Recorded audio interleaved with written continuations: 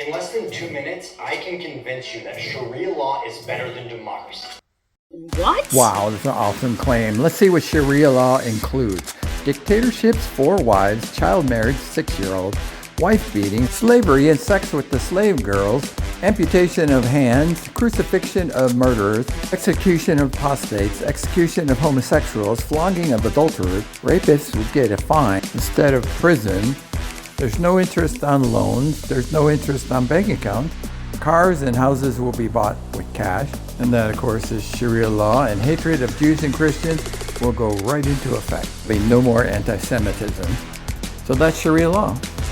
Now let's compare democracy with Sharia law.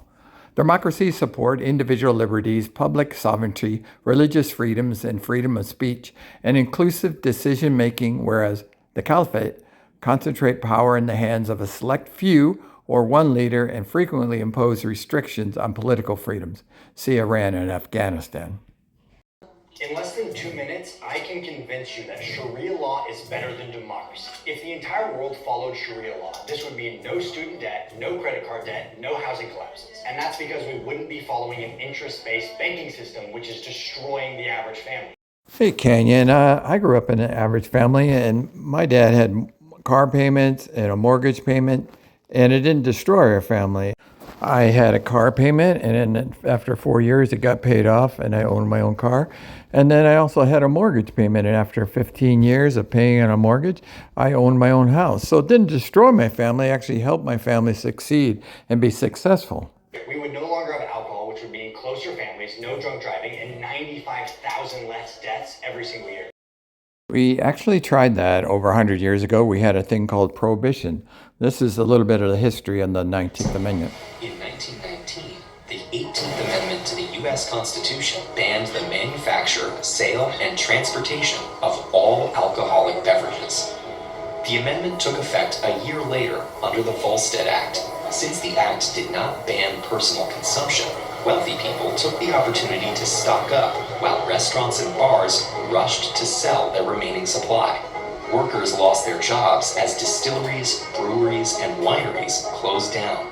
Meanwhile, organized crime groups rushed to meet the demand for alcohol, establishing a lucrative black market in producing, smuggling, and selling illicit liquor. Often they worked side by side with corrupt policemen and government officials, even bombing the 1928 primary election for Illinois state attorney in support of a particular political faction. Tens of thousands of illegal bars, known as speakeasies, began serving alcohol. They ranged from dingy basement bars to elaborate dance halls. People could also make alcohol at home for their own consumption, or obtain it legally with a doctor's prescription or for religious purposes. To prevent industrial alcohol from being consumed, the government required manufacturers to add harmful chemicals, leading to thousands of poisoning deaths. We don't know exactly how much people were drinking during Prohibition because illegal alcohol wasn't regulated or taxed. But by the late 1920s, it was clear that Prohibition had not brought the social improvements it had promised. Instead, it contributed to political corruption and organized crime, and was flouted by millions of citizens.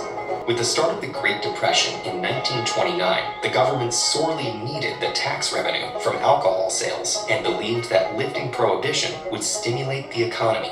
In 1933, Congress passed the 21st Amendment, repealing the 18th, the only amendment to be fully repealed. Members of the temperance movements believed that alcohol was the root of society's problems, but the reality is more complicated.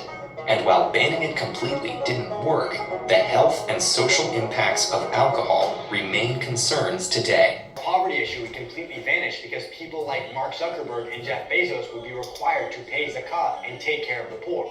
This is where Canyon is absolutely wrong. Mark Zuckerberg and Jeff Bezos are not Muslims. They would not pay zakat. They would pay the Jezra tax. And Jezra is a lot different than zakat.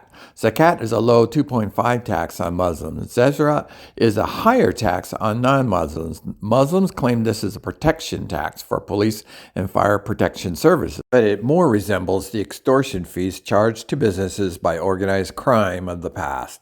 The higher Zezra tax is a financial persuasive way to get non-Muslims to join Islam. Gambling would be outlawed. Prostitution would be outlawed. These are two things that are destroying the modern family. Women would finally be protected, and they would no longer be used as these marketing objects to make corporations billions of dollars while screwing over the working man. And before you get emotional, take a second to look at true prospering Islamic nations. So Kenya doesn't give any stats, but if you check, the top countries that have the highest crime rates are Muslim countries. Myanmar has a big civil war going on. About 750,000 Rohingya Muslims fled the violent Myanmar military clearance campaign of Rakhine in 2017. Crossed over to Bangladesh, the U.S. government, and the killings and rape by the military amounted to They genocide. have the lowest crime. They have the best economic system. It's the highest GDP, it's U.S. followed by China. And they have the happiest populations. The happiest countries in the world are Western countries, mostly Scandinavian countries. The data doesn't lie. I'm not making any of this up. Hogwash. Kenya's not telling the truth. The USA has the highest GDP, gross domestic product, of all the developed nations. Look how Gulf states, Muslim countries don't even want to take in refugees. What's up with that? You cannot.